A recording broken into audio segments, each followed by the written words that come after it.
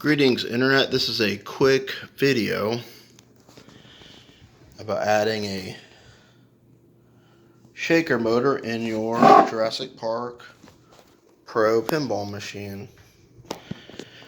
So how they wire it, or they give you the wiring for, is it comes from right down here, and then you go through the clips here and there. And this one I have has longer cable. So usually you'd run it to here or to here. Now for route, this is horrible, Stern, or whoever's watching this video or cares. For location, this is horrible that the shaker motor goes here, because what if I want to put tools here or extra quarter rollers or anything here? So what I'm dealing with here is a really tight space in general, because the cash box goes here, plus the damn bill acceptor. So, and also I like symmetry in my games. The shaker motor here is a little funny to me as a location. I like symmetry, and I understand there's probably reasons why it's in this corner, shaking, rumbling you around, but it's really only rumbling, this region of the game, this triangle region of the game. So I figured, since this one I got gave seemingly more, it gave more cable than usual. I had so much cable I could, wind it back a few times. So this, I figured, I'm going to do an install in the middle of the game. Roughly the middle of the game. Put it right behind the speaker itself, right on top of it. It's not going to make it rattle much more.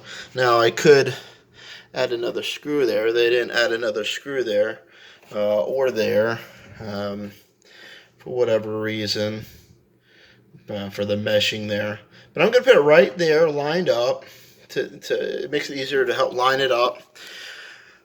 And that'll be my first test run of this. So I mark it off with markers. I put it in place.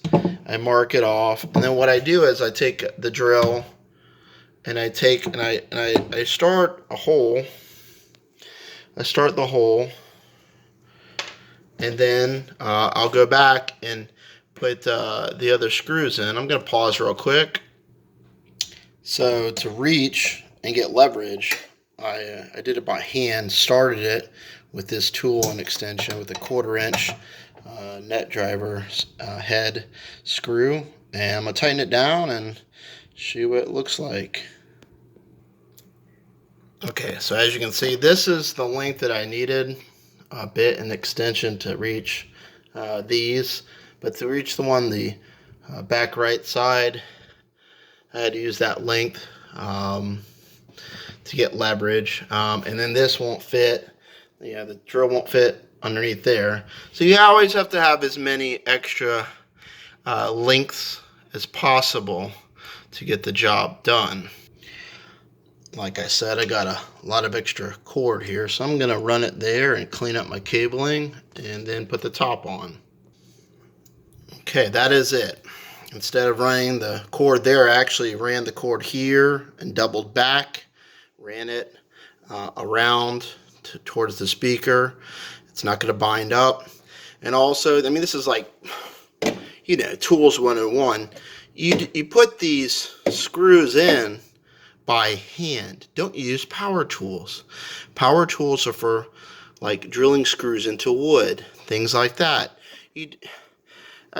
When they make these machines, they're torquing to spec, but don't just screw these in, or don't screw these into the metal with power tools, but do it by hand.